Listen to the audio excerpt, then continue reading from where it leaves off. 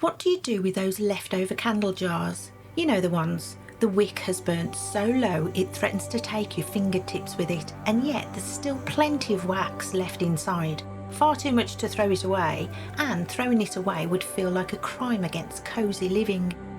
I carefully cleaned out the remaining wax, wiping away soot and dust from both the wax and the glass jars, which I then used to melt each candle down. Any labels with metallic bits were scraped off first.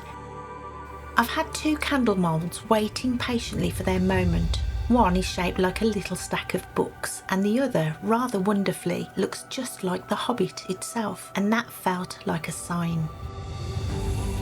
I've made candles before, so I already had spare wicks tucked away, along with some wax crayons for colouring.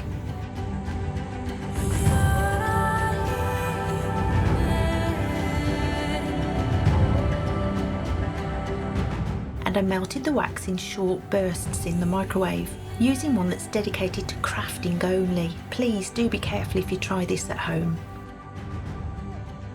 For the Hobbit book, I wanted a deep, rich burgundy, something that felt like it belonged on a well-loved shelf in Bag End.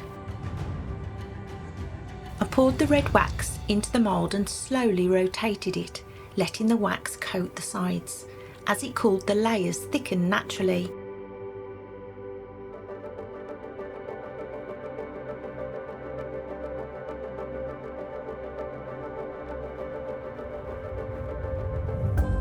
Once it had set a little more, I popped it into the freezer before adding the wick and topping it up with a creamy wax for the pages.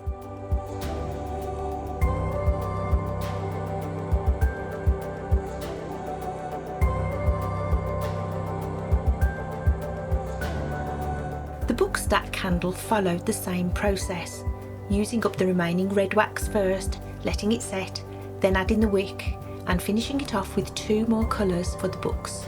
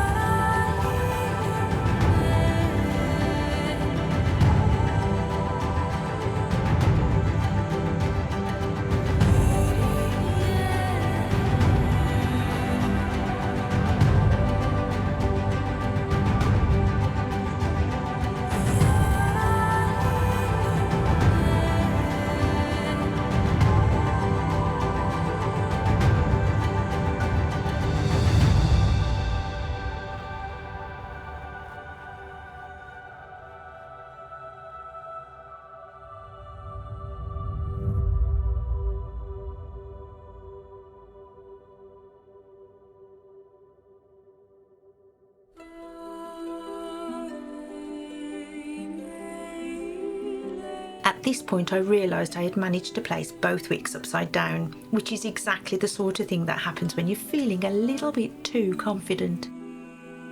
With a little careful persuasion and a bit of gentle gouging, I removed them and fed in new wicks the right way up.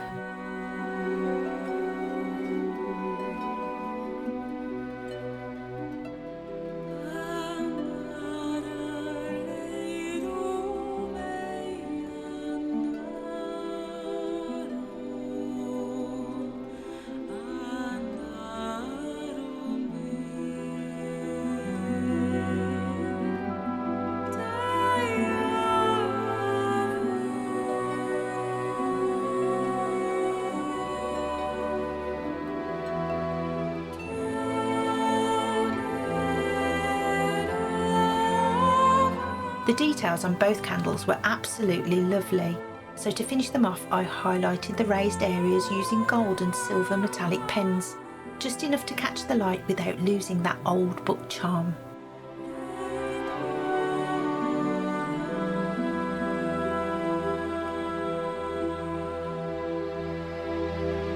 And there we have it, 2 Hobbit-style book candles made entirely from scraps. A quick and simple and rather satisfying little make to start the new year.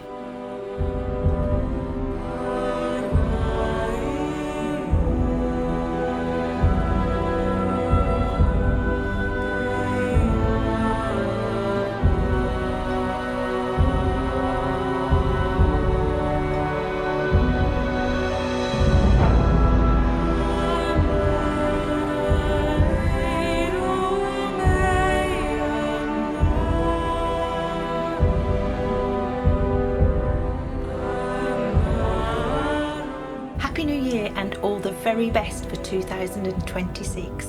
Bye bye for now.